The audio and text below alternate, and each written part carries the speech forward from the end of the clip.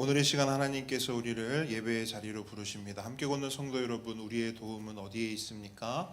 우리의 도움은 천지를 지으신 여호와의 이름에 있도다. 하나님의 사랑하심을 받고 성도로 부르심을 받은 모든 자에게 하나님 우리 아버지와 주 예수 그리스도로부터 은혜와 평강이 있기를 원하노라. 아멘. 아멘. 우리 모두 함께 영과 진리로 하나님을 예배합시다. 사도신경으로 우리의 신앙을 고백합니다.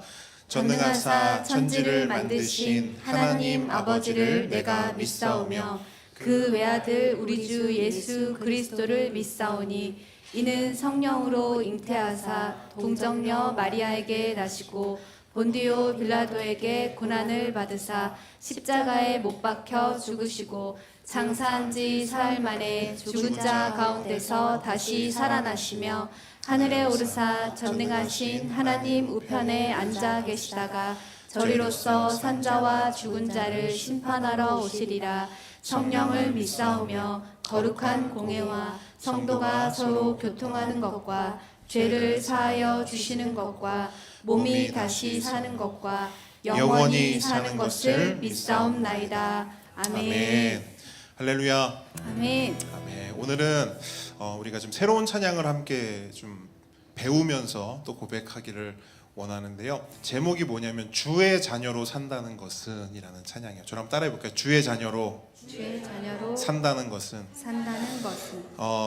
요즘 찬양입니다. 그러니까 요즘 20대 젊은 친구, 저도 이제 벌써 젊은 친구들이란 말을 쓰는 나이가 됐는데 저는 이렇게 생각했거든요. 젊은 친구들이 하는 고백에 대한 좀 뭐랄까요, 이렇게 100% 신뢰는 사실 없었어요. 근데 이 찬양을 이렇게 듣고 부르고 고백하면서 하나님의 은혜, 또 하나님께 받은 은혜는 세대 차이가 없구나.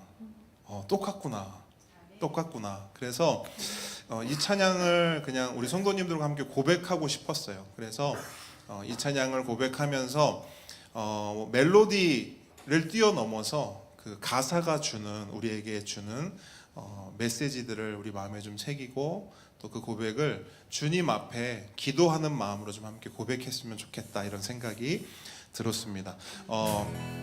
그래서 여러분 배우는 마음으로 함께 가사를 좀 이렇게 묵상하시면서 함께 좀 고백했으면 좋겠습니다.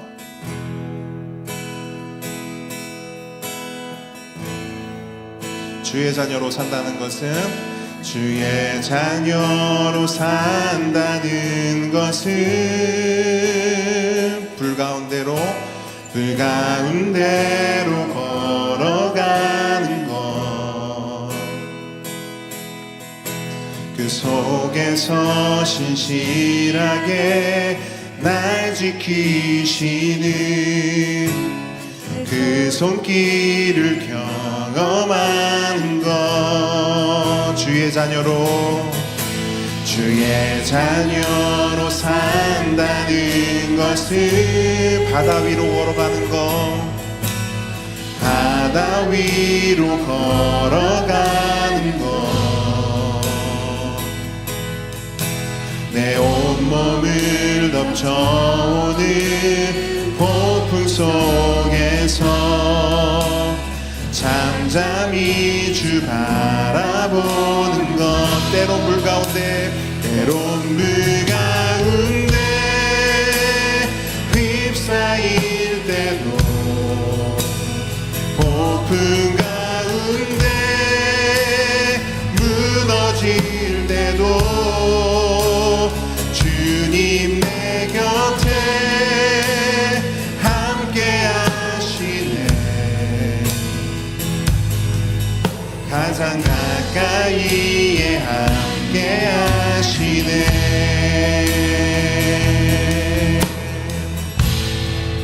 주의 자녀로 산다는 것은, 주의 자녀로 산다는 것은 나도 그들을 용납하는 것, 나를 위해 달리신 십자가 사랑, 그 사랑으로 살아가는 것, 주의 자녀로 산다는 것은 주님과 함께 동행하는 것, 주께서 지신 십자가 기꺼이 지고 주와 함께 걸어가는 것, 때론 불 가운데 휩싸일 때도 폭풍 가운데 무너질 때도 주님 내 곁에 함께 하시네. 가장 가까이에 함께 하시네. 때론 물 가운데 휩싸일 때도 폭풍 가운데 무너질 때도 주님 내 곁에 함께 하시네. 아멘. 가장 가까이에 함께 한 번 더. 때론 물 가운데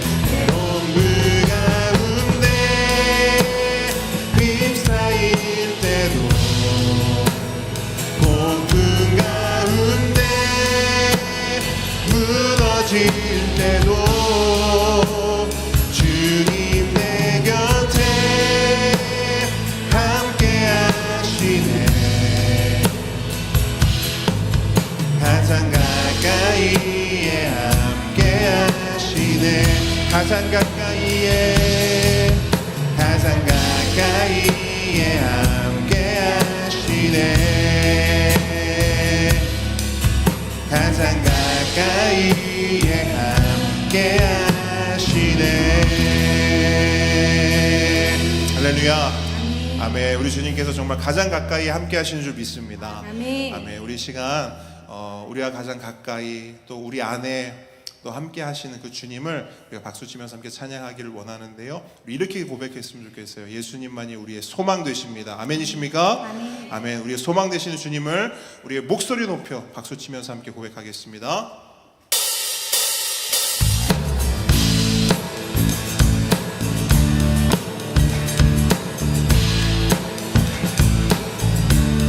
예수 열방의 소망, 예수 열방의 소망, 예수 우리의 위로자. 주는 온 땅에 영원한 소망. 예수 어둠 속의 빛, 예수 어둠 속의 빛. 아멘.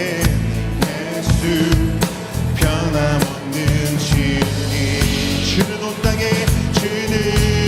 땅에 빛이 되시네. 우리 위해 죽으시고 다시 사시 생명의 주. 주님만이 소망이요 변함없는 안성이라. 주님만이 온 세상을 비추시네. 또 죽음에서 부활하신 우리 구주 평강의 왕. 주를 믿는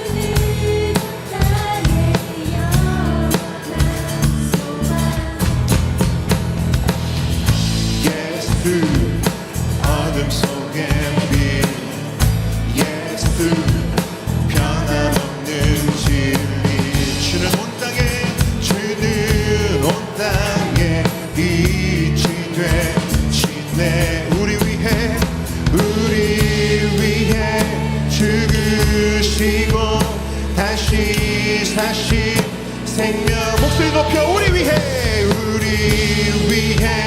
죽으시고 다시 사신 생명 한 번 더 우리 위해 죽으시고 다시 사신 생명의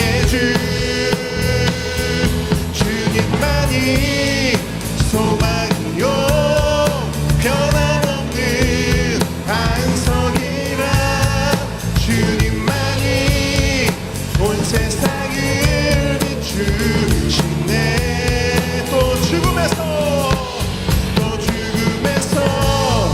부활하신 우리 구주 평강의 왕 주를 믿는 모든 자의 소망 되신 주님만이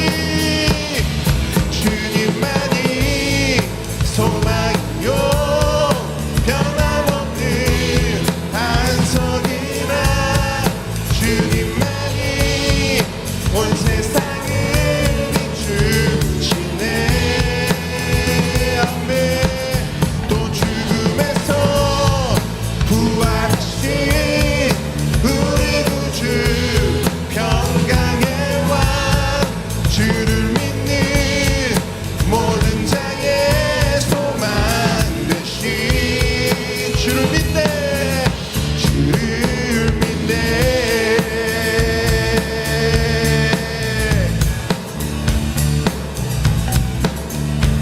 소망의 주님께서 우리에게 새 힘을 주십니다.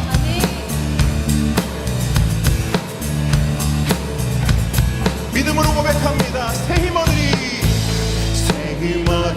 주를 바랄 때 우리 주를 바랄 때 새 힘 얻으리 주를 바랄 때 우리 주 한 번 더 새 힘 얻으리 주를 바랄 때 우리 주를 아멘 새 힘 얻으리 주를 바랄 때 주님 통치하시네 주님 통치하시네 소망 구원 주시니 당신은 영원하신 주 아멘 내 영원하신 주 지치지 않으시는 주님 약한 자 방패되시며 내윈 아멘 독수리 같은 힘 주시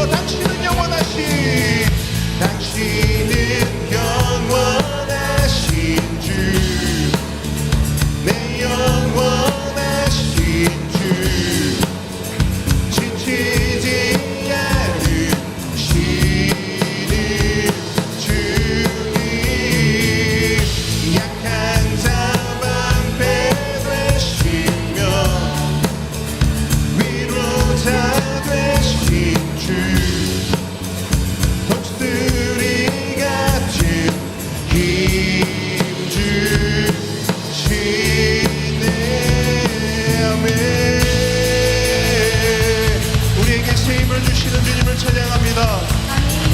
아멘. 주님 함께 하여 주시옵소서. 할렐루야. 아멘. 주님께서 새 힘 주셔서 그 힘으로 살아가는 우리가 될 줄 믿습니다. 아멘. 우리 지금 마지막으로 함께 고백하길 원하는데요.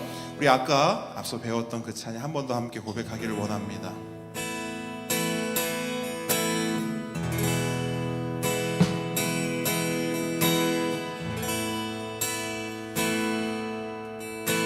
주의 자녀로 산다는 것은 불 가운데로 걸어가는 것, 그 속에서 신실하게 날 지키시는 그 손길을 경험하는 것. 주의 자녀로 산다는 것은 바다 위로 걸어가는 것, 내 온몸을 덮쳐오는 폭풍 속에서 잠잠히 바라보는 것, 때론 물 가운데 휩싸일 때도, 폭풍 가운데 무너질 때도 주님 내 곁에 함께 하시네. 아멘. 가장 가까이에 함께 하시네.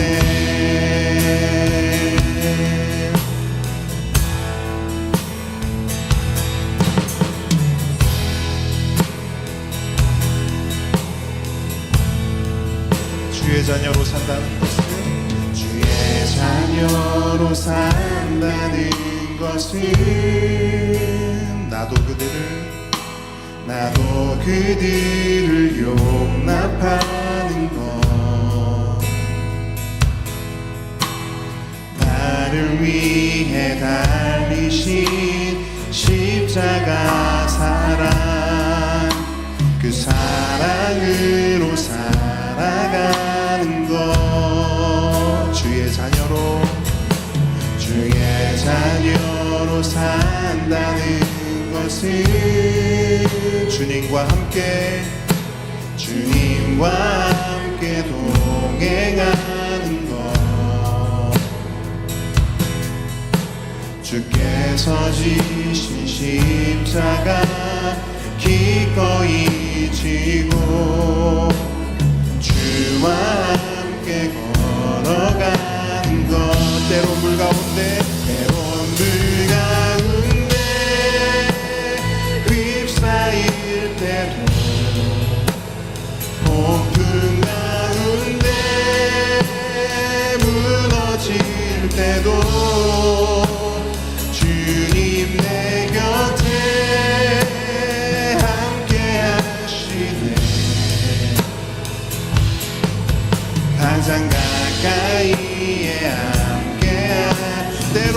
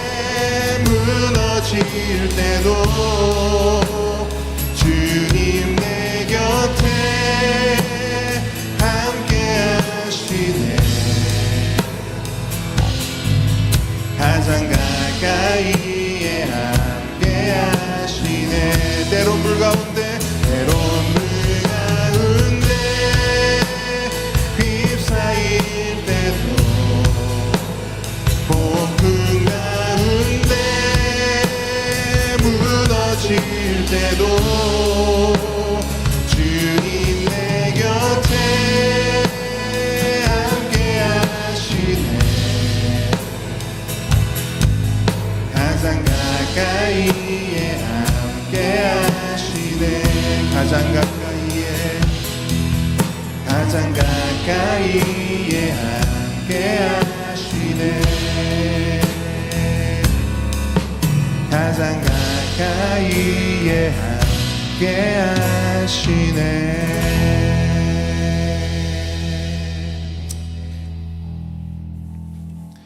이 시간 박현석 집사님 기도 인도해 주시겠습니다.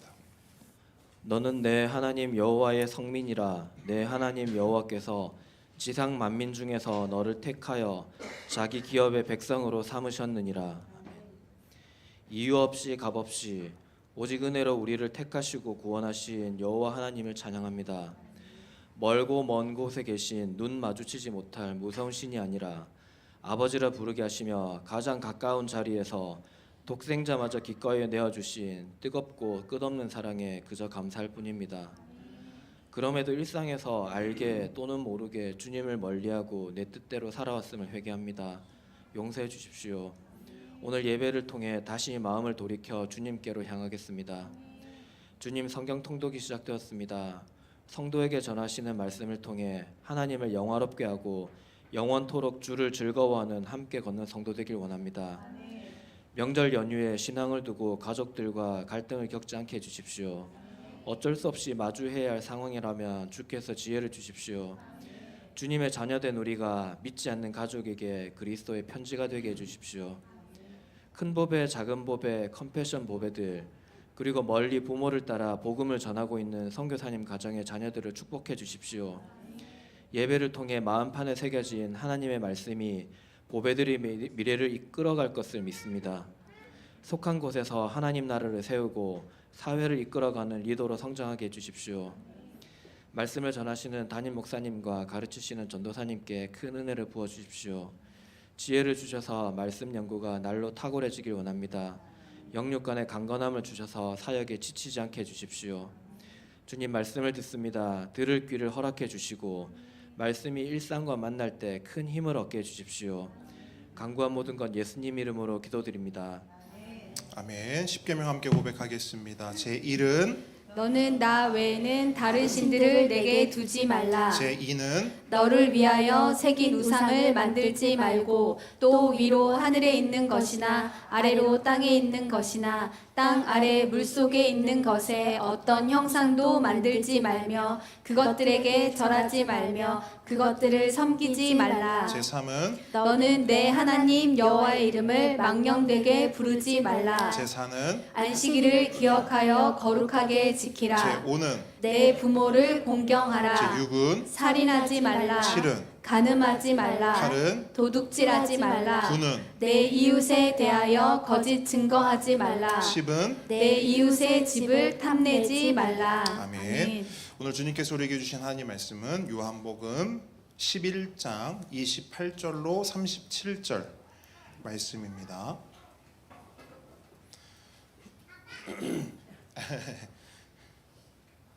(28절로 37절) 말씀.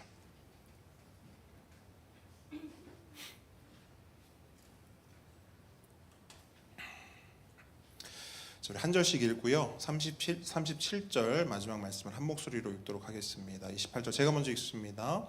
이 말을 하고 돌아서서 가만히 그 자매 마리아를 불러 말하되 선생님이 오셔서 너를 부르신다 하니. 마리아가 이 말을 듣고 급히 일어나 예수께 나아가매 예수는 아직 마을로 들어오지 아니하시고 마르다가 맞이했던 곳에 그대로 계시더라. 마리아와 함께 집에 있어 위로하던 유대인들은 그가 급히 일어나 나가는 것을 보고 곡하러 무덤에 가는 줄로 생각하고 따라가더니 마리아가 예수 계신 곳에 가서 배웠고 그 발 앞에 엎드려 이르되 주께서 여기 계셨더라면 내 오라버니가 죽지 아니하였겠나이다 하더라. 예수께서 그가 우는 것과 또 함께 온 유대인들이 우는 것을 보시고 심령에 비통히 여기시고 불쌍히 여기사 이르시되 그를 어디 두었느냐 이르되 주여 와서 보옵소서 하니 예수께서 눈물을 흘리시더라. 이에 유대인들이 말하되 보라 그를 얼마나 사랑하셨는가 하며 함께 읽습니다. 그중 어떤 이는 말하되 맹인의 눈을 뜨게 한 이 사람이 그 사람은 죽지 않게 할 수 없었더냐 하더라. 오늘의 말씀은 예수께서 눈물을 흘리시더라입니다. 저를 따라합니다. 예수께서 눈물을 흘리시더라. 눈물을 흘리시더라. 겸손과 순종의 마음으로 오늘 이 말씀 함께 받도록 하겠습니다. 여러분 이번 주 중에 은서가 사실은 이 예화를 사용하는 데서 여러분 많은 우여곡절이 있었습니다. 이제는 우리 민호 은서가 자신의 이름이 호명되는 걸 별로 좋아하지 않기 때문에 간신히 제가 허락을 득했어요. 우리 은서가 저에게 와서 이런 질문을 하는 거예요. 아빠는 목사님이니까 알 수도 있을 것 같은데 혹시 천국 주소 알아? 이렇게 물어보는 거예요. 되게 귀엽고 엉뚱한 질문이잖아요. 그래서 어떤 은도인지는 처음엔 너무 어리둥절해서 웃으면서 물었어요. 왜 천국 주소가 필요해? 그랬더니 요 메모지 한 장을 주는 거예요. 저한테 메모지 한 장을 주면서 할아버지한테 편지를 썼는데 이걸 어떻게 어디로 보내야 할지를 몰라서 혼자서 막 고민하다가 온 거예요. 그래서 제가 이제 할아버지 대신에 아빠가 대신 받을게, 그리고 제가 이걸 받았어요. 근데 편지에 뭐라고 써 있냐면 이렇게 써 있어요. 할아버지께, 할아버지 천국에서 잘 쉬고 계시죠? 너무너무 보고 싶어요. 할아버지 저희도 곧 가니까 조금만 기다려요. 할아버지 손녀 은서가. 이렇게 쓴 거예요. 그리고 뒤에 보면은 주소지 천국 이렇게 써 있어요. 제가 이 편지를 읽으면서 아들인 저도 아직 편지를 못 썼는데 손녀가 먼저 쓴 거예요. 근데 이 편지를 제가 읽으면서 이런 생각을 했어요. 은서는 진짜 천국을 믿는구나. 진짜 천국 소망을 가지고 있구나. 그러니까 여러분, 그러니까 이거 쓸 수 있는 거예요.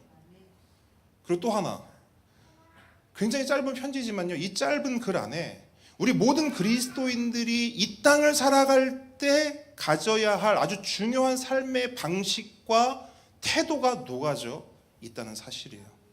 여러분, 이 편지를 보시면 뭐로 시작하냐면 이렇게 시작해요. 할아버지 너무 보고 싶어요.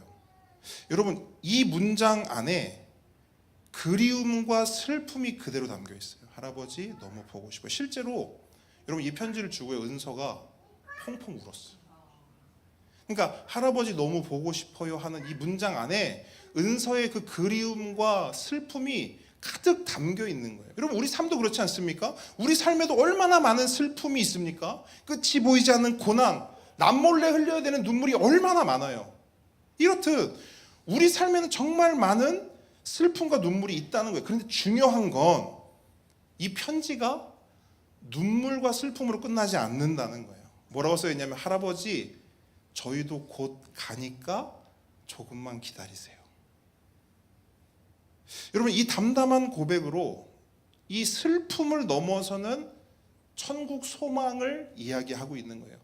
은서가 뭐 이런 걸 의도했겠습니까? 근데 제가 봤을 때는 그렇게 해석이 된다는 거예요. 분명히 슬프고 눈물 나는 거 사실이죠. 하지만 그 슬픔과 눈물 너머에 뭐가 기다리고 있는 거예요? 천국 소망이 기다리고 있다는 거예요.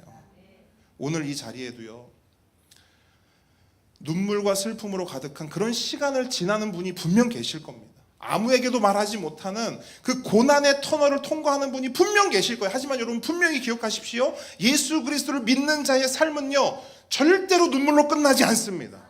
분명 눈물이 있어요. 예수 믿는다고 눈물이 없냐? 아니요, 있어요. 슬픔 있습니다. 고난 있습니다. 하지만 그것을 넘어서고도 남는 소망이 예수 믿는 자에게 있음을 믿으시기 바랍니다. 여러분, 시편의 말씀이 그걸 보증하고 있어요. 시편에 뭐라고 되어 있냐면 주께서 나의 슬픔이 변하여 내게 춤이 되게 하시며 나의 베옷을 벗기고. 여러분, 베옷이 뭐예요? 사람 죽었을 때 입는 옷이에요. 장사 지낼 때 입는 옷입니다. 그 베옷을 벗기시고 뭘 띠띠우시냐? 기쁨으로 띠띠우신다. 이렇게 시편 말씀은 우리에게 약속하고 있습니다. 근데 여러분 잘 보시면 시편의 말씀이 이 모든 것, 슬픔을 변하여 춤이 되게 하시고 베옷을 벗기고 기쁨으로 띠띠우시는 분이 누구냐? 가장 처음에 나와요. 주께서 그렇게 하신다는 거예요. 예수님께서 우리에게 그렇게 하신다는 겁니다. 여러분, 정말로 그럴까요? 오늘 본문을 통해서 여러분 그 사실을 우리가 함께 확인하기를 바랍니다. 오늘 본문이 그 내용을 다루고 있어요. 여러분, 계속해서 우리는 나사로 사건을 이야기하고 있습니다. 나사로가 살았던 마을이 뭐예요? 베단이에요. 베단이. 그러니까 베단이라고 하는 마을에 지금 뭐로 가득하냐면 슬픔과 눈물이 가득해요. 뭐랑 비슷하냐면 우리 인생이랑 비슷하단 말이에요. 지금 베단이라고 하는 마을이 우리 인생과 너무 비슷해요. 슬픔과 눈물과 고난이 가득해요. 절망이 가득해요. 왜? 나사로가 죽었기 때문이에요. 사망의 그늘이 그 베다니를 덮고 있기 때문이에요. 그런데 여러분, 그 슬픔과 고난과 절망의 그림자가 가득한 그 현장에 누가 오시는 거예요? 예수님이 그 베다니에 오시는 거예요. 근데 문제가 있어요. 우리 지난 시간에 살펴봤잖아요. 문제가 있어요. 오시긴 오셨는데 너무 늦었어요. 며칠째 돼서 오셨어요? 4일, 나흘째.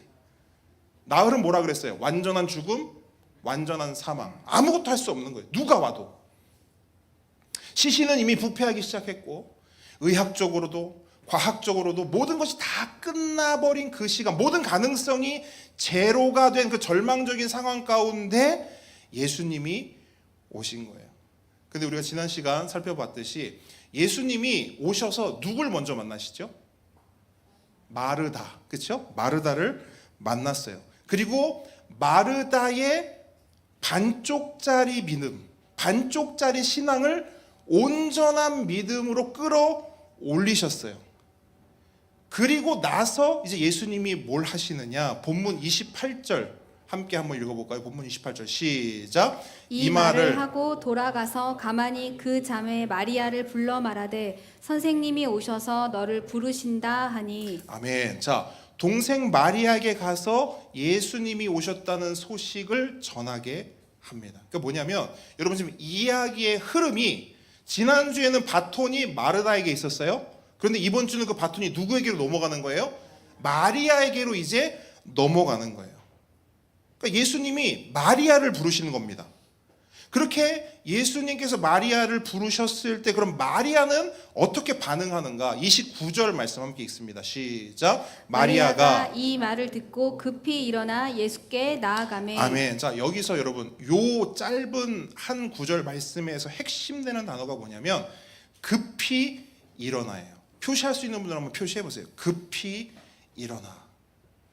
이 단어가 왜 중요하냐? 여러분 한번 생각해 보세요.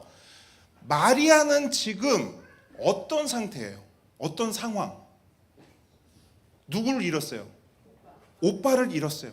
그러니까 오빠의 죽음이라는 깊은 슬픔에 잠겨서 주저앉아 있었어요.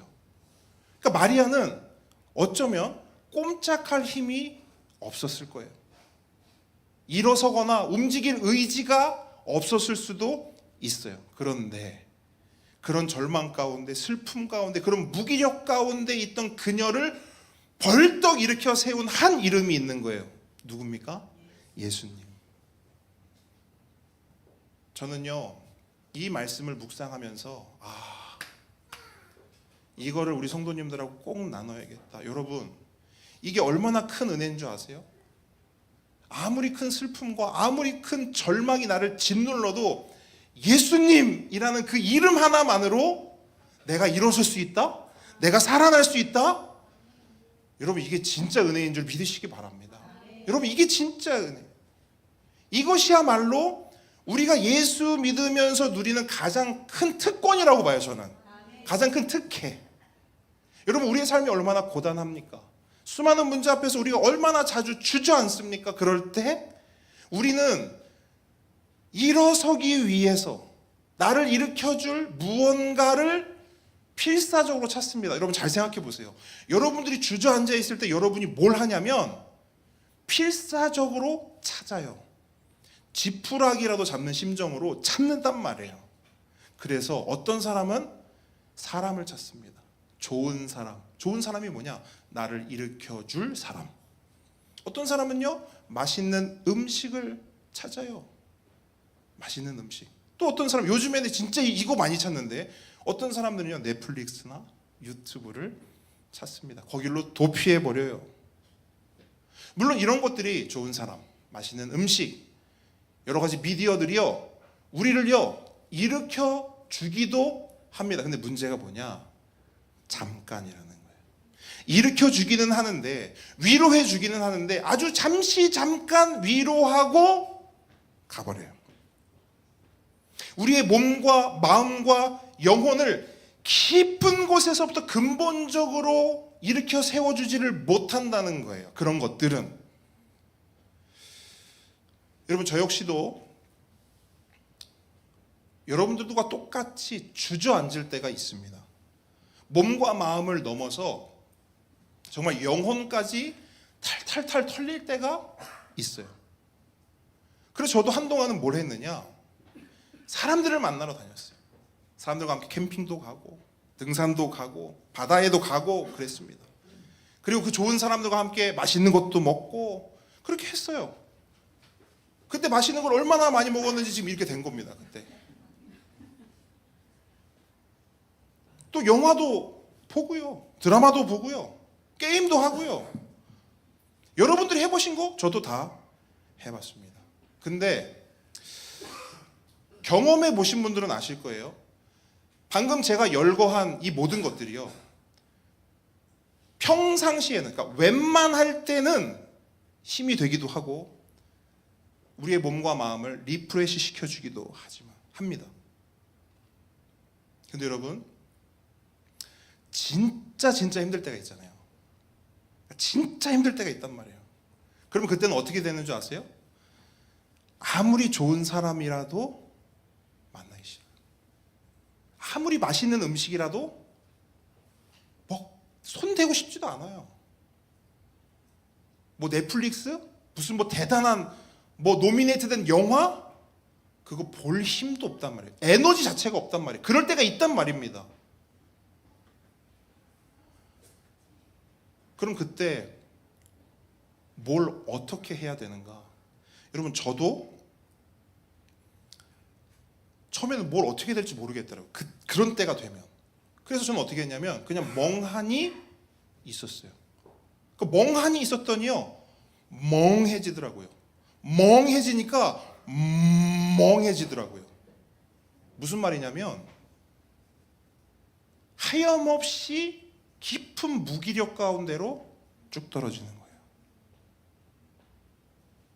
그걸 저도 몇 번 경험을 했습니다. 그런데 그러다가 제가 깨달은 게 있어요. 경험한 게 있어요. 뭘 경험했냐? 진짜 아무것도 도움이 안 될 때 이거 하니까 살아나네? 제가 이걸 경험한 게 있어요. 그게 뭐냐면 말씀을 붙잡는 거였어요. 말씀. 물론 이 중에서는 이렇게 생각할 수 있대요. 아이씨, 목사님이니까 저렇게 얘기하지. 근데 죄송합니다. 그런 생각이 드시는 분들은 아직 이거 경험을 못 해본 거예요. 근데 경험해 보신 분들은 알 거예요. 제가 지금 무슨 이야기를 하고 있고 그게 어떤 의미인지를. 물론 여러분, 말씀을 붙잡는 거 진짜 넷플릭스, 유튜브, 맛있는 음식, 좋은 사람 그런 것도 다 소용이 없는데 그 상황에서도 말씀을 붙잡는다? 어렵죠. 그래서 여러분, 그냥은 안 돼요. 뭐가 필요하냐? 의지가 필요해요. 여러분, 말씀을 붙잡을 힘이 없다니까요. 말씀 앞에 나아갈 그럴 마음이 아니라니까요. 하지만 그럼에도 불구하고 의지적으로 몸을 일으키고 눈을 뜨고 귀를 열어서 뭐 하냐? 말씀을 듣는 거예요. 물론 처음엔 잘 안 들어옵니다. 저도 처음에 이렇게 생각했어요. 내가 아무리 목사여서 그렇지 이게 맞나 싶었어요. 그냥 쉬지 내가 뭐 하고 있어? 이랬어요. 그런데 그렇게 내 내면에서 올라오는 내 생각들 있잖아요. 그 생각들, 내 소견들을 무시하고, 여러분 그런 거 필요합니다. 여러분 안에서 올라오는 생각들을 무시할 때고 필요해요. 왜냐하면 내 안에서 올라온 내 생각들의 대부분은 하나님 말씀과 어긋나 있기 때문이에요. 그러니까 그런 말씀들, 내 안에서 올라오는 그런 생각들을 무시하고요, 묵묵히 말씀 앞으로 나아가고 그 말씀 앞에 서 있잖아요. 그러면 제가 경험한 바는 100%입니다. 반드시 하나님께서 그 말씀을 통해서 나에게 말씀하시고 그 말씀을 통해서 나를 살리시는 거예요. 여러분, 이게 진짜 은혜예요. 이 은혜를 경험하잖아요. 요 은혜. 내가 정말 절망 가운데로 깊이 떨어졌을 때 말씀을 탁 잡고 일어서고 살아나는 그 은혜를 딱 경험하잖아요. 그러면 내 안에 어떤 확신이 있냐면, 아, 이게 진짜 예수 믿는 맛이구나. 여러분, 이거거든요. 근데 이런 경험을 못하니까 예수 믿을 맛이 안 나는 거예요. 왜 믿어야 하지? 왜 교회를 가야 하지? 왜 예배를 드려야 하지? 왜 성경을 읽어야 하지? 왜 신앙해야 되지? 여러분, 신앙을 하는데 기쁨이 즐거움이 없는 거예요. 왜? 맛을 못 봤어요. 예수 믿는 맛을 못 봤어요. 말씀으로 살아나는, 말씀으로 마른 뼈가 군대가 되는 그 말씀이 그냥 문자적으로만 있는 거예요. 내 삶으로 경험이 안 되는 거죠. 여러분, 실제로 그 일이 일어나는 거예요. 마른 뼈가 살아나요. 성경은 뭐라고 말합니까? 말씀으로 그렇게 됐다는 거예요. 그 일이 우리에게 일어난다고요. 성도 여러분, 저와 여러분의 삶 가운데 예수님의 이름, 예수 이름, 그 이름 자체, 예수님의 이름과 또 그분의 말씀이 이런 능력으로 우리 삶에 영향을 끼쳐지기를 주님으로 축원합니다. 그래서 그 어떤 슬픔과 좌절 속에서도 주님의 부르심 앞에 벌떡 일어나 예수님 앞에 달려갔던 마리아처럼 그렇게 우리의 믿음도 신앙도 그렇게 하나님 앞에 나아가기를 주님의 이름으로 축원합니다. 여러분, 말씀을 보시면요, 그렇게 이제 예수님께 달려간 거예요. 마리아가 벌떡 일어나서 예수님께 달려가서 뭐 합니까? 그 발 앞에 엎드려서 울면서 고백하는 거예요. 본문 32절 함께 읽습니다. 어떻게 눈물로 고백하는가? 시작. 마리아가 예수 계신 곳에 가서 배웠고 그 발 앞에 엎드려 이르되 주께서 여기 계셨더라면 내 오라버니가 죽지 아니하였겠나이다 하더라. 아멘. 여러분, 잘 보십시오. 이거 누구 고백하고 똑같아요? 마르다하고. 여러분, 나중에 한번 보세요. 제가 이미 확인했거든요. 마르다가 앞서 했던 고백과 지금 했던 마리아의 고백이요, 토시 하나 틀리지 않고 똑같아요. 그래서 제가 생각해 봤어요. 아니, 어떻게 이렇게 예수님을 만났을 때 하는 고백이 어떻게 이렇게 똑같지? 라고 제가 생각을 하고 묵상을 해봤어요. 그랬더니 이랬을 것 같은 거예요. 뭐냐면 이 두 자매가 예수님이 오시지 않는 동안 죽어가는 나사로 오빠 곁에서 서로의 얼굴을 보면서 이 말을 계속 되뇌이지 않았을까? 서로, 언니, 주께서 여기 계셨더라면, 그래 마리아야, 네 말이 맞다, 주께서 여기 계셨더라면.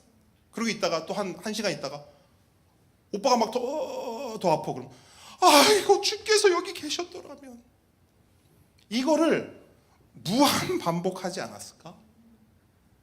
그래서 제가 생각한 게 있어요.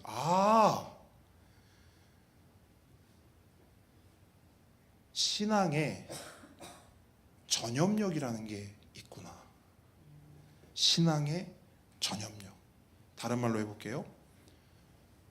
우리의 신앙은, 여러분 각자의 신앙은 다른 누군가에게 영향을 주기도 하고 다른 누군가에게 영향을 받기도 하는구나. 생각해 보세요. 만약 두 사람 중 한 명이라도 다른 신앙 고백을 했더라면 어땠을까? 마르다가 이야기하는 거예요. 아휴, 주께서 여기 계셨더라면 우리 나사로 오빠가 죽지 않았을 건데, 얘기하는 거예요. 근데 거기서 마리아가 그러는 거예요. 언니, 무슨 소리야? 예수님은 시간과 공간에 영향을 받는 분이 아니야. 예수님은 어디에 계시든 오직 말씀만으로도 우리 오빠를 살리실 수 있는 분이야. 우리 그 예수님을 끝까지 믿어보자 라고 고백했다면 마르다의 고백이 이렇게 바뀔 수 있지 않을까요? 그래, 네가 나보다 낫다, 네 말이 맞다. 우리 예수님은 그런 분이 아닌데 내가 잠시 잊고 있었어.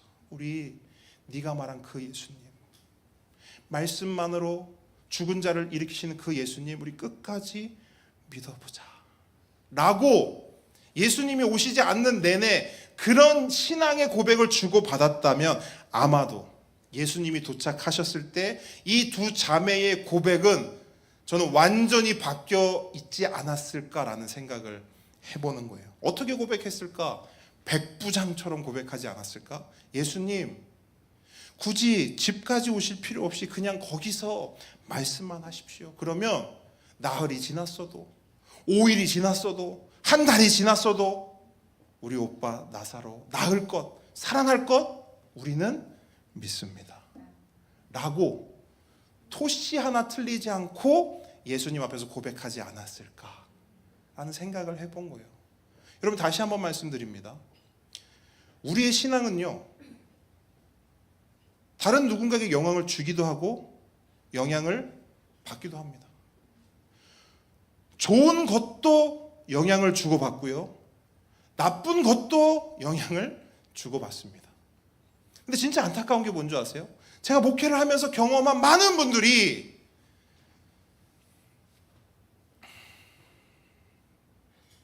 좋은 쪽으로 우상향해야 되는데, 신앙이, 그러니까 좋은 신앙을 주고받아야 되는데 안 좋은 신앙을 주고받는 모습을 너무나 많이 봤어요. 그래서 저는 이렇게 생각을 합니다. 여러분, 저와 여러분 모두가 각자 좋은 신앙이 되기를 주님으로 축원합니다. 이거 되게 중요해요. 왜냐면요, 내 신앙이 안 좋잖아요? 내 신앙이 반쪽짜리잖아요? 그건 단순히 내 문제가 아니에요. 무슨 문제냐? 여러분 가정의 문제고요, 여러분 자녀의 문제고요, 여러분이 다니는 직장의 문제고요, 여러분이 사귀는 친구의 문제입니다. 그냥 여러분만 믿음 없이 끝나는 게 아니에요. 여러분만 반쪽짜리 믿음으로 끝나는 게 아닙니다. 영향을 줍니다. 그래서 여러분, 먼저는 우리 각자가 좋은 신앙이 되기를 바라고, 또 바라기는 좋은 신앙을 가진 분들과 만나고 사귀기를 축복합니다. 그래서 여러분, 제가 각자 좋은 신앙이 되자고 말씀드렸잖아요. 그게 왜 중요한지 아세요? 그래야 우리 함께 걷는 교회 공동체가 건강한 교회 되는 거예요. 좋은 신앙 가진 분들, 온전한 신앙 가진 분들이 많아야 우리가 건강해지는 겁니다. 그래서 조금 힘든 분들이 와도 우리가 품어줄 수 있고 그분을 좋은 쪽으로 이끌어 줄 수가 있는 거예요. 만약에 그 반대의 경우가 되잖아요. 좀 극단적으로 말씀드릴게요. 우린 모이면 안 됩니다. 왠지 아세요? 다 죽여요. 우리 공동체는 누군가를 죽이는 공동체가 된다고요. 그런 의미에서 여러분, 사명감을 가지시고 저와 여러분 모두가 좋은 신앙인 되길 주님으로 축복합니다. 그리고 여러분, 그 좋은 신앙의 중심에는 항상 뭐가 있어야 되느냐? 말씀이 있어요. 말씀. 여러분이 생각했을 때, 내가 생각해도 내 신앙은 별로다, 가족에게도 내 자녀에게도 나의 친구에게도 좋은 영향을 주지 못한다라고 생각이 들잖아요. 그럼 여러분, 딴 거 생각할 필요 없어요. 말씀 붙잡으셔야 됩니다. 이게 직방이에요. 그러면 여러분, 가장 좋은 게 뭐냐? 우리가 신앙생활을 할 때 가장 좋은 어떤 모양, 모습이 뭐냐? 신앙 좋은 사람들과 함께 모여서 뭐 하는 거예요? 말씀 배우고 나누는 거예요. 여러분, 제가 꿈꾸는 함께 걷는 교회는 이런 공동체입니다. 좋은 신앙, 좋은 믿음, 예수 잘 믿는 사람들이 모여서 뭐 해요? 말씀을 배우고 나누는 거. 그러면요, 우리 공동체가 사람을 살릴 수 있는 거예요. 죽이지 않고. 우리 함께 걷는 교회 공동체가 그런 공동체 되기를 바랍니다. 그리고 무엇보다 우리 주님께서 우리 공동체를 그렇게 세워가실 줄 믿습니다. 여러분, 본문으로 돌아와서 마리아가요, 통곡하며 울고 있어요. 통곡하며 울고 있어요. 주님이 계셨더라면.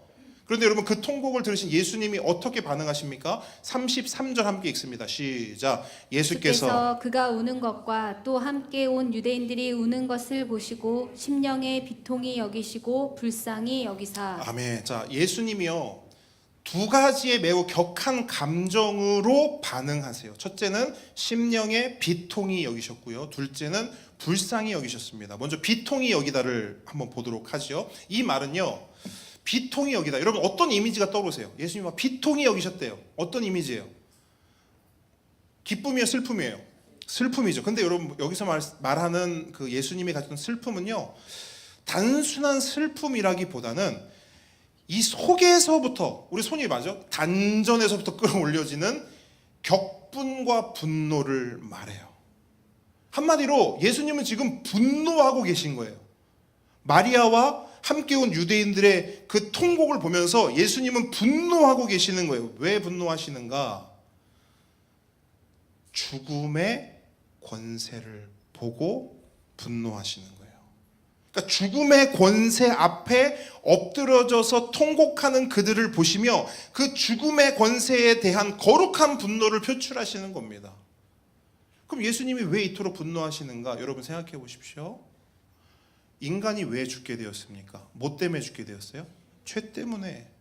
하나님이 처음 만드신 이 세상, 하나님께서 처음 지으신 이 세상은요, 보시기에 심히 좋았더라 라는 하나님의 말씀처럼요, 나쁜 것이 없었어요.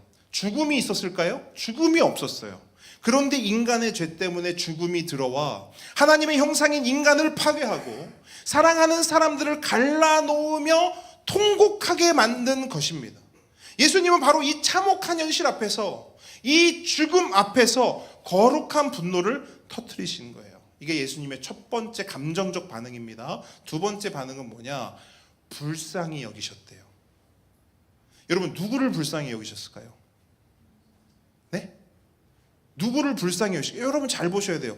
누구를 불쌍히 여기시고 있는 걸까요? 네? 우는 자들. 방금 뭐에 분노하셨다고요? 죽음. 그 죽음의 권세 앞에 꼬꾸라져서 좌절하여 엎드러져서 통곡하는 그들을 보며 불쌍히 여기신 거예요. 그럼 왜 불쌍히 여기시는가? 우니까? 어떻게 저렇게 우네? 물론 그런 것도 있을 수 있겠지만, 여기서 말씀하신 불쌍히 여기시다, 이건요, 결론적으로 말씀드리면 이거예요. 뭐가 불쌍히 보였느냐? 그들의 믿음 없음, 그들의 신앙 없음을 보고 불쌍히 여기셨어요. 그들의 감정, 그들의 눈물, 그것을 넘어서는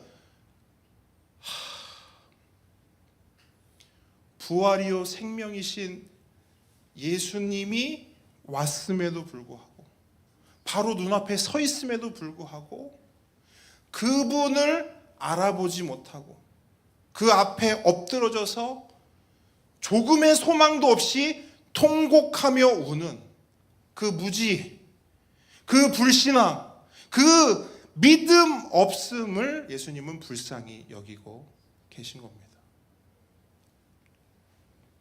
그래서 여러분, 여기서 불쌍히 여기시다, 요게 이제 헬라어 원어로 하면요, 타라소라는 단어예요. 타라소. 근데 이 타라소가 뭔지 아세요? 심한 진동과 흔들거림을 말해요. 그래서 제가 생각해 봤어요. 불쌍히 여기시는데 심한 진동과 흔들거림이 있다고? 그럼 예수님이 지금 어떤 상태신 거지? 근데 예수님이 딱 이 상태신 거예요. 부들부들 떨고 계시는 거예요. 몸서리치고 계시는 거예요. 왜? 불신앙 때문에. 사람들의 믿음 없음 때문에 예수님이요 부들부들 떨고 계시는 거예요. 제가 여러분 이 말씀을 묵상하면서 저도 회개했습니다. 왜 회개했냐? 여러분, 우리는 믿음의 문제를요 너무 가볍게 생각할 때가 많아요. 믿음이 있든 없든, 믿음이 크든 작든 우리는요 어떻게 생각하냐면요, 대수롭지 않게 생각해요. 통장의 잔고가 많냐 적냐, 이거 앞에서는 우리가 부들부들 떨거든요. 근데 내 믿음에 대해서는요 뭐 아무렇지도 않게 생각해요. 믿음이 있든 없든, 믿음이 크든 작든, 마치 뭐 그게 나랑 무슨 상관이 있냐는 듯이 그렇게 살아가는 게 우리란 말이에요. 근데 예수님은 어때요? 예수님은 오히려 우리의 통장 잔고에 많고 적음에 관심 없으세요. 그럼 예수님은 어디에 관심이 있으시냐? 우리의 믿음. 그 믿음 없음을 보시고 예수님이 부들부들 떠시는 거예요. 몸서리 치시는 거예요. 그만큼 예수님은 우리를 사랑하시고요. 그만큼 우리가 온전한 믿음 가운데 서기를 예수님은 원하신다는 거예요, 여러분. 여러분, 예수님도 호불호가 있다는 거 아십니까? 아, 목사님, 무슨 예수님이 무슨 호불호가 있으세요? 다 호 아닌가요? 모두가 와라, 모두가 호다. 여러분, 예수님은요, 뭐든지 오케이, 뭐든지 좋아 그렇게 하시는 분 아니에요. 지난주 백부장 말씀드렸잖아요. 백부장의 그 믿음의 고백을 들으시고 예수님이 어떻게 반응하시죠? 야, 이런 믿음이 이스라엘 가운데 없어. 이거 진짜 큰 믿음이야. 너무 기뻐하시죠. 너무 좋아하시죠. 베드로가 주는 그리스도 살아계신 하나님의 아들입니다. 이야, 너 그 진짜 대단한 고백이다. 대단한 믿음이다. 예수님이 엄청 좋아하셨거든요. 근데 오늘 본문 보세요. 오늘 본문처럼 믿음 없이 신앙 없이 얼렁뚱땅 예수님 어떻게 반응하세요? 부들부들 떠신다고요. 몸서리쳐요. 왜? 너무 안타깝고 불쌍해서. 예수님에게 호불호가 없다고 이타니까요. 여러분은 예수님께 어떤 사람이고 싶습니까? 예수님이 보시고 너무나 대견하고 흐뭇해서 칭찬을 아끼지 않는 그런 사람이고 싶습니까? 아니면 예수님이 나만 보면 딱 상상이 돼. 부들부들 떨 것을. 저는 칭찬받고 싶어요. 아니, 우리 모두가 예수님 앞에 그렇게 칭찬받는 사람이기를 저는 정말 간절히 바랍니다. 여러분, 그런 의미에서요, 이런 꿈을 함께 꿨으면 좋겠어요. 어떤 꿈이냐?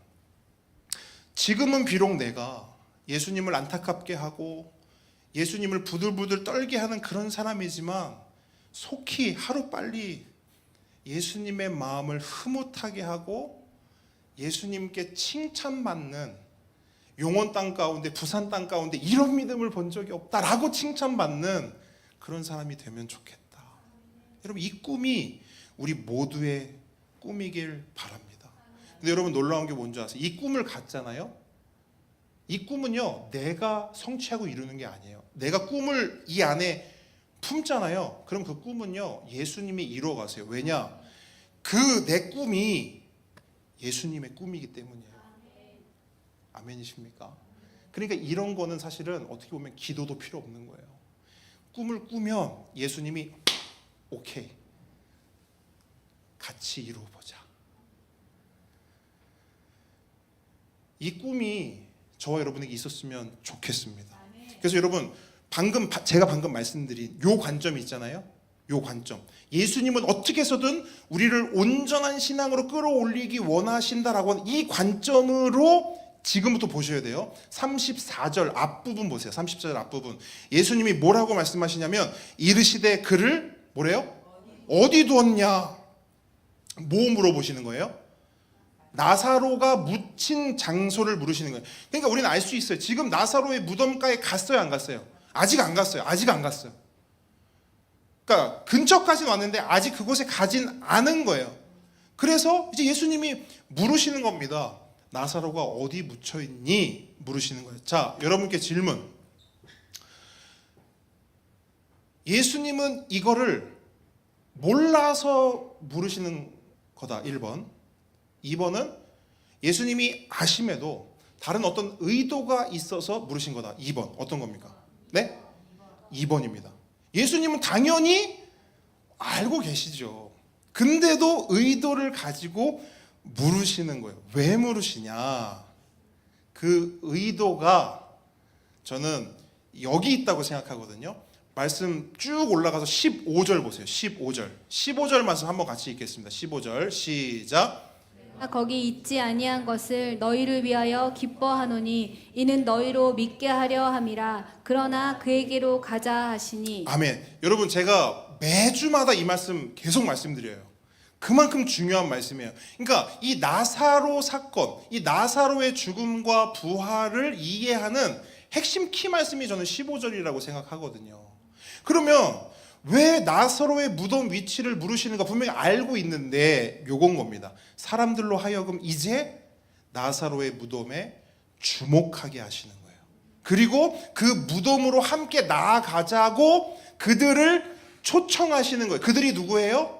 죽음 앞에서 무릎 꿇고 죽음 앞에서 좌절하고 눈물 흘리고 통곡하며 소망도 하나도 없이 믿음도 하나도 없이 그렇게 땅바닥에 주저앉아 있는 그들을 다 데리고 지금 어디로 가는 거예요? 나사로가 죽어있는 무덤으로 가는 거예요. 왜? 이제 그 무덤에서 죽은 나사로를 살리실 거예요. 그들이 무릎 꿇었던 그 죽음을 예수님이 그들이 보는 앞에서, 표현이 어떨지 모르겠는데, 뚝배기를 까시는 거예요. 죽음을 두드러 패는 거라고요. 그들 보는 앞에서, 야, 얘야? 너네 괴롭힌 게 얘야? 있어봐 하고 예수님이 이 죽음을 두드러 패는 거라고요. 얘 때문에 너네 이렇게 좌절했어? 얘 때문에 이렇게 우는 거야? 가만히 있어. 이거 하시려고요. 이거 왜 하시냐? 그들의 믿음 없음을 어떻게 하는 거예요? 끌어올리는 거예요. 그러니까 예수님은 이거 하고 싶은 거거든요. 너희로 믿게 하려 함이라. 믿음 없는 자들에게는 믿음을, 반쪽짜리 믿음을 가진 자들에게는 온전한 믿음을 허락하시기 위하여 이제 그들과 함께 나사로의 무덤으로 이동하는 거예요. 그런데 여러분 보세요. 그렇게 이제 나사로의 무덤으로 갔죠. 근데 처음 보이신 예수님의 모습이 굉장히 놀랍습니다. 35절 말씀 함께 읽습니다. 시작. 예수께서 눈물을 흘리시더라. 자, 아멘. 예수님이 우시는 거예요. 방금까지 목사님이 말했던 거로 보면 지금 예수님은 우실 게 아니고 뭐 해야 되는 거예요? 한따까리 하셔야 되는 거예요. 근데 예수님이 갑자기 우시는 거예요. 여러분, 제가 오늘 이 본문 전체를 묵상하면서 가장 오랫동안 머물렀던 말씀이에요. 곱씹고 또 곱씹었어요. 예수님이 흘리신 이 눈물의 의미가 뭘까? 감히 예수님이 심정이 무엇일까 생각해 봤어요. 근데 제 안에 선명하게 딱 떠올랐던 한 단어는 이거였어요. 뭐냐? 왈칵. 왈칵이었어요. 왜 왈칵이냐? 본문의 흐름 가운데 한번 생각을 해보십시오. 33절 말씀에 기록된 심령의 비통이 여기시고 불쌍히 여기사. 여러분, 이 감정은요 그냥 일반적인 감정이 아니라 굉장히 격한 감정이잖아요. 막 분노가 막 차오르고 몸을 막 부들부들 떨면서까지 그들을 안타깝게 여기고 불쌍히 여기고, 여러분 보통 감정이 아니죠. 근데 여러분 그 감정을 참고 참으셨던 거예요, 예수님이. 그리고 어디까지 오세요? 무덤 앞까지 오신 거예요. 그리고 나서 이제 무덤에서 짠 하고 그들 가운데 생명과 부활을 선사하시기 위해서 오신 거예요. 그런데 그렇게 참고 참았던 눈물이 사랑하는 친구 나사로의 무덤 앞에 탁 서니까 왈칵 터져 나온 거예요.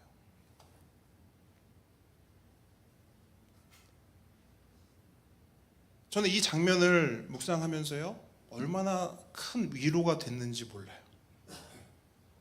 왜 위로가 됐냐? 우리가 흔히 생각하는 예수님은, 우리가 보배들에게도 그래요.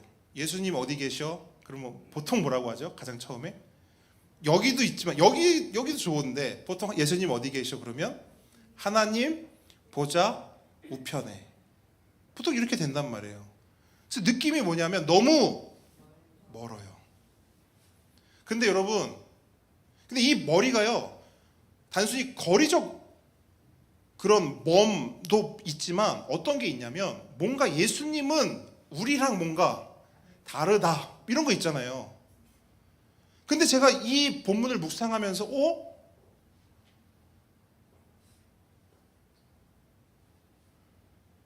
예수님도 비슷하네 우리랑.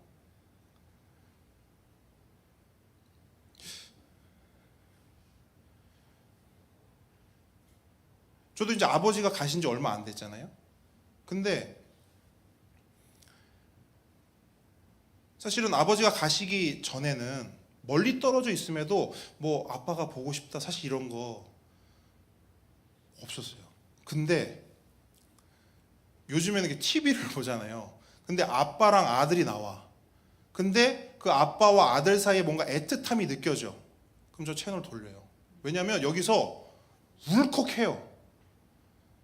그리고 은서가 이렇게 이런 거 자주 저한테 해주거든요. 요 편지 쓰고 사실 두 번째 편지도 있어요. 그 두 번째 편지는 아빠한테 쓴 편지, 저한테 쓴 편지. 거기 이제 그렇게 써요. 아빠, 항상 은서가 나한테는 아빠, 어른도 울어도 돼. 맨날 이거를 저한테 항상 말해요. 아빠는 할아버지 안 보고 싶어? 아빠 울어도 이렇게 한단 말이에요. 근데 가만히 있다가도 요런 모멘트, 요런 어떤 이슈가 있을 때마다요, 이렇게 울컥울컥 한단 말이에요. 근데 오늘 본문을 묵상하는데, 예수님도 똑같네? 몰라요. 저는 그렇게 그냥 이 말씀이 읽혔어요. 참으셨다가 나사로 무덤 앞에서 왈칵 하시는구나. 멀리 계신 분이 아니구나. 여러분, 예수님이 이 땅에 오셔서 하신 일들 가운데 하나가 뭐냐면 우리를 체휼하기 위해서, 그러니까 뭐냐면 우리를 공감해 주시기 위해서 우리가 겪는 모든 것들을 예수님 다 겪으셨거든요. 그러니까 뭐냐면 내 아픔을 예수님이 아신단 말이에요. 내 고통을 예수님이 아신단 말이에요. 아무것도 모르는 상태에서 그래 너 아프구나 내가 너 도와줄게 이런 분이 아니라는 거예요. 우리가 밤에 잠 못 자는 거 아셔요. 예수님이. 어떤 순간순간마다 내 안에 울컥울컥 쏟아내는 그 아무에게도 말 못하는 그런 거 예수님이 다 아신단 말이에요. 오늘 본문을 보는데 예수님이 그 모습을 보여주시는 거예요. 예수님이 그냥 저 멀리 계시고 우리와 전혀 좀 완전히 다른 그런 분이 아니라 우리를 공감해 주실 수 있고 우리와 함께 울어주실 수 있는 분이구나. 여러분 로마서 12장 15절에 보면요 이런 말씀이 있거든요. 우는 자들과 함께 울라. 저는요 이 말씀이 교회를 향한 바울 사도의 권면이라고 생각했어요. 참 귀한 권면이다 이렇게 생각을 하고 있었는데 오늘 본문을 보면서 제가 가지고 있던 그 생각이 완전히 착각이었음을 깨달았어요. 바울이 했던 이 권면은요 본인이 만들어낸 권면이 아니에요. 예수님이 이미 보여주시고 이미 몸서 삶으로 말씀하신 말씀인 거예요. 우는 자들과 함께 울라. 여러분 예수님이 누구신 줄 아세요? 우는 자들과 함께 울어주는 분이에요. 막 죽음의 권세 앞에서 막 분노만 하시는 분이 아니에요. 우리의 믿음 없음을 보고 안타까워서 부들부들 떨기만 하시는 그런 분이 아닙니다. 그 안타까운 자들과 함께 왈칵 눈물을 쏟아내주시는 분이 예수님이라는 거예요. 여러분 이것이 예수님의 그 이 눈물에 대한 저의 묵상이에요. 근데 오늘 본문을 보니까요 저처럼 이렇게 그 예수님의 눈물을 예수님의 사랑으로 받는 사람도 있어요. 36절이 그렇거든요. 이에 유대인들이 말하되 보라 그를 얼마나 사랑하셨는가. 그 눈물을 보면서 예수님의 사랑을 본 거예요. 근데 모든 사람이 다 그러냐? 아니요. 어떤 사람들은 참 고약해요. 그 예수님의 눈물까지도 폄훼하고요. 냉소적으로 바라보더라고요. 37절 한번 같이 읽어보겠습니다. 시작. 그중 어떤 이는 말하되 맹인의 눈을 뜨게 한 이 사람이 그 사람은 죽지 않게 할 수 없었더냐 하더라. 아멘. 여러분 이게 무슨 말인지 한마디로 제가 표현해 볼게요. 아니 사랑하신다면서 왜 죽여? 이거거든요. 사랑하신다면서요. 함께 하신다면서요. 공감해 주신다면서요. 근데 제 삶은 왜 이래요? 이거거든요. 그리고 말씀 잘 보시면 이런 거예요. 제 아무리 맹인의 눈을 뜨게 한 예수라도 죽음 앞에서는 별 수 없구나. 저 예수도 맹인의 눈을 뜨게 하고 오병이어로 그 수많은 사람을 먹인 그 예수라도 물을 포도주로 바꿔낸 그 예수라도 죽음 앞에서는 꼼짝 말하네. 저 봐봐, 울고 있잖아. 무덤 앞에서 울고만 있잖아. 아무것도 못하고. 저는 여러분 이게 반쪽짜리 신앙의 또 다른 행태라고 보거든요.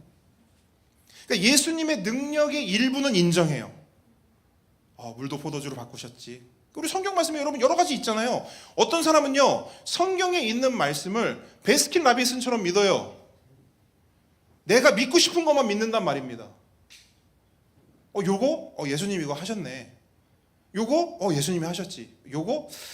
이런 것까지 했을까? 어떤 사람은 그래요. 목사님 저는 10가지 재앙은 그래도 좀 믿겠어요. 근데 홍해는 저는 안 믿습니다. 홍해 갈라진 거? 그거는 못 믿겠습니다. 아이고 여러분,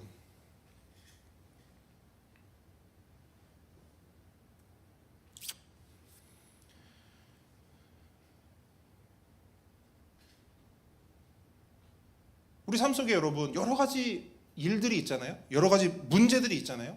근데 그런 일들과 문제들 앞에서도 우리는 자꾸 갈라치는 거예요. 내 삶의 어떤 작은 문제들은 그래, 이거 예수님이 해결해 주실 거야. 믿어요. 근데 진짜 큰일 있죠. 이거는 예수님이 와도 안 되겠는데? 선을 그어버린단 말이에요.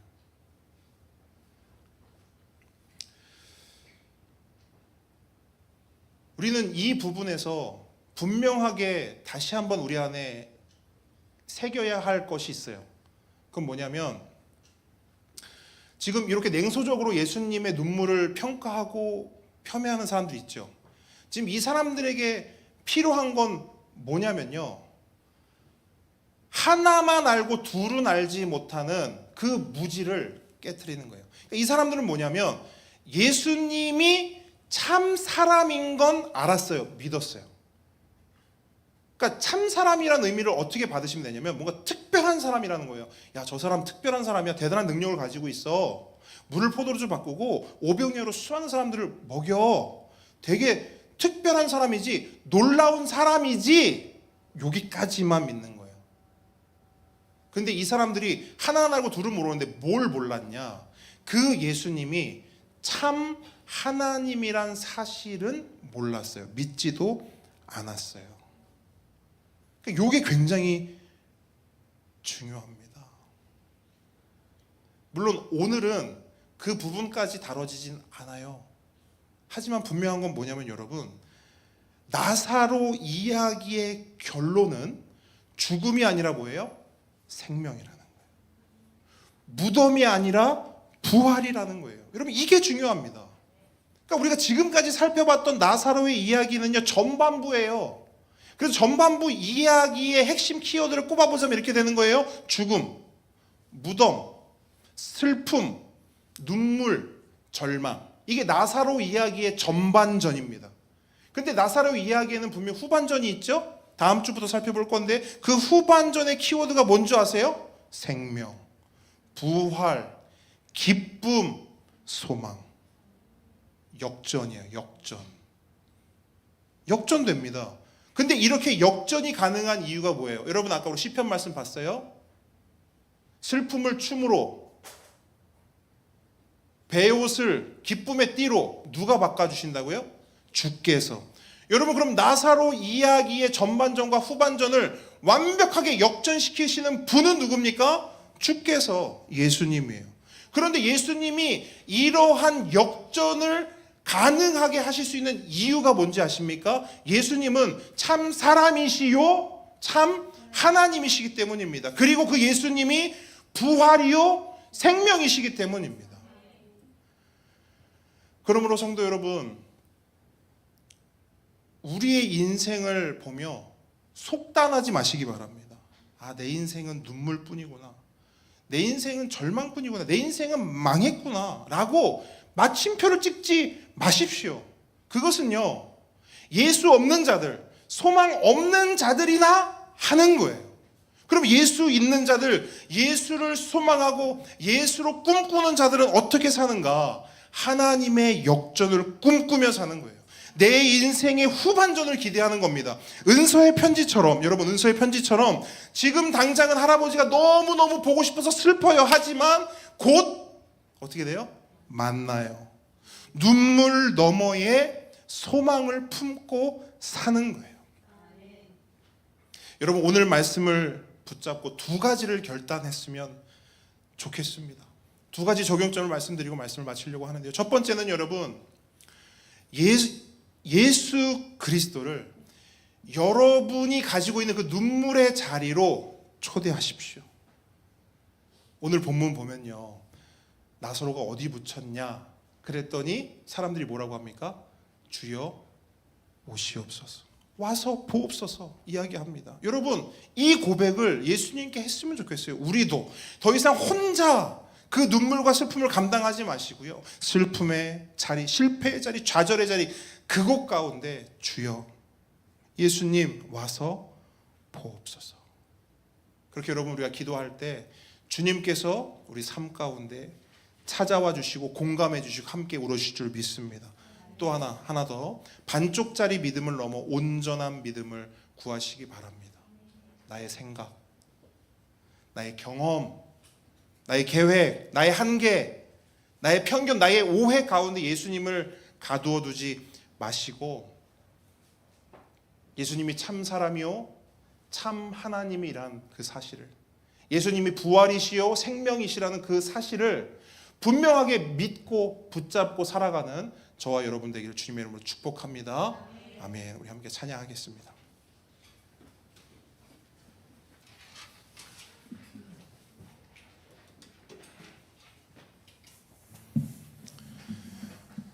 우리 아까 배웠던 찬양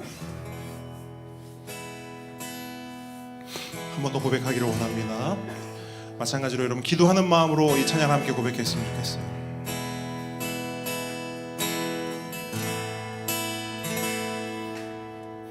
주의 자녀로 산다는 것은 그 가운데로 걸어가는 것, 그 속에서 신실하게 날 지키시는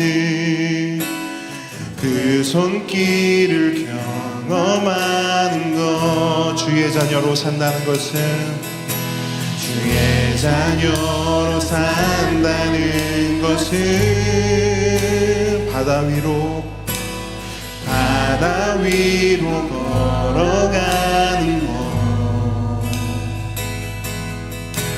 내 온몸을 덮쳐오는 폭풍 속에서 잠잠히 주 바라보는 것, 때론 물 가운데 휩싸일 때도, 폭풍 가운데 무너질 때도 주님 내 곁에 함께 하시네. 가장 가까이에 함께 하시네.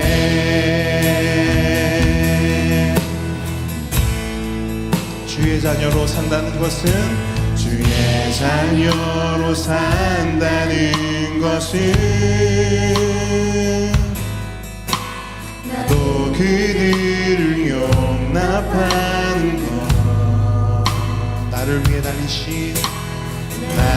위해 달리신 십자가 사랑, 그 사랑으로 살아가는 것, 주의 자녀로 산다는 것은, 주의 자녀로 산다는 것은, 주님과 함께 동행하는 것, 주께서 지신 십자가 기꺼이 지고 주와 함께 걸어가는 것, 때론 물 가운데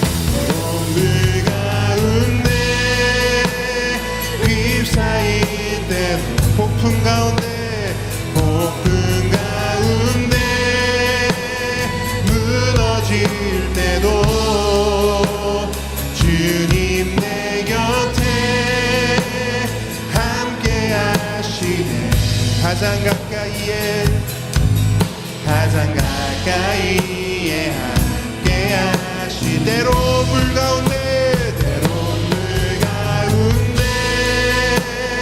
휩싸일 때로 폭풍 가운데 무너질 때도 주님 내 곁에 함께 하시네. 가장 가까이에 함께 하시네. 가장 가까이에 함께 하시네.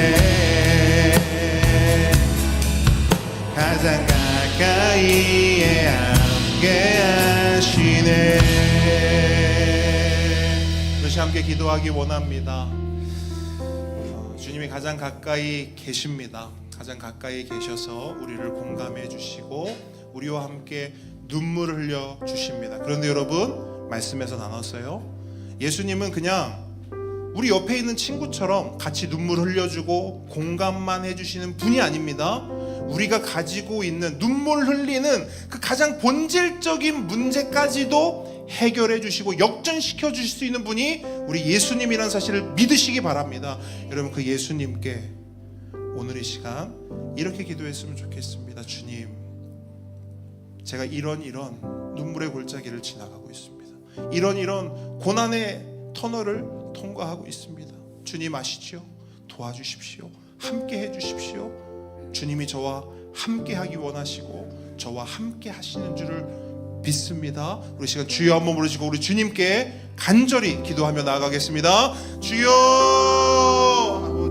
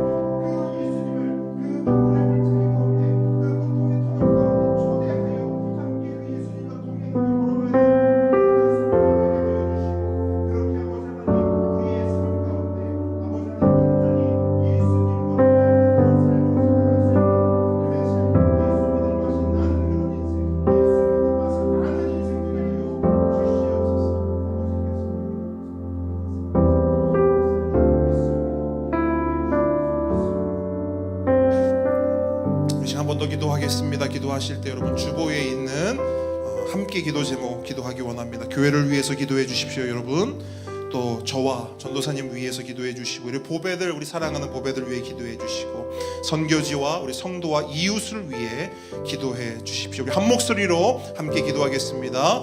아버지 하나님, 교회를 위해서 기도합니다.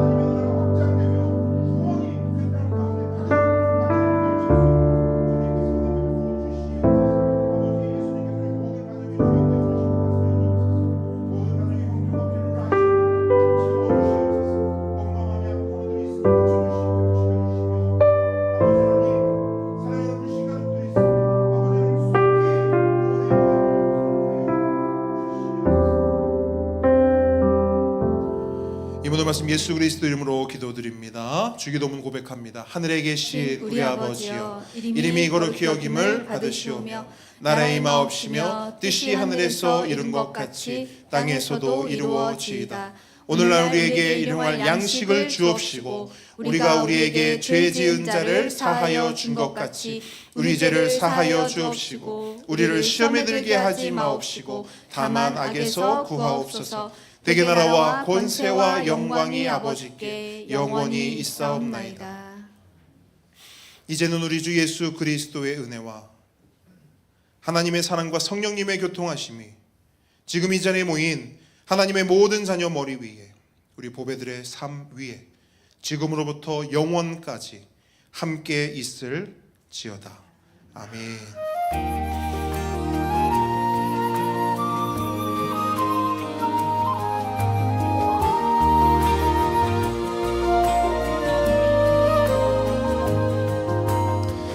함께 걷는 교회 오신 모든 분들 축복하고 환영합니다. 우리 앞뒤 좌우 분들 우리 하트 만들어서 사랑합니다, 축복합니다. 우리 인사 나누겠습니다. 사랑합니다. 네, 사랑합니다. 축복합니다. 네, 함께 걷는 90일 성경 통독 진행하고 있습니다. 이제 네 번째 시간이고요. 사사기, 사무엘 상하 말씀 함께 살펴보도록 하겠습니다. 많은 분들이 참여해 주시고 열심을 내주셔서 모르겠습니다. 전도사님 이게 지금 초반이라서 그렇습니까? 아니죠? 좀 다르죠 요번은? 예, 요번 차수는 확실히 조금 다른 것 같아요. 다들 진짜 열심으로 참여해 주셔서 너무너무 감사드리고요. 여러분 힘 빠지셔도 다른 분들 올리시는 거 보고 도전 받으셔서 계속 끝까지 함께 하기를 원합니다. 다음 주에 성찬식이 있습니다. 은혜를 사모하며 기도로 준비해 주시기 바랍니다. 다음 주 대표 기도는 우리 도미숙 집사님 섬겨 주시겠습니다. 자, 우리의 고백 하겠습니다. 여러분 좀 큰 소리로 함께 고백하기를 원합니다. 나는 교회입니다. 우리가 교회입니다. 예수 잘 믿는 교회가 되겠습니다. 예수 잘 전하는 교회가 되겠습니다. 그렇게 살겠습니다. 우리 하나님께 결단과 감사와 영광의 박수 올려드리겠습니다. 네, 식탁 교제 함께 나눕니다.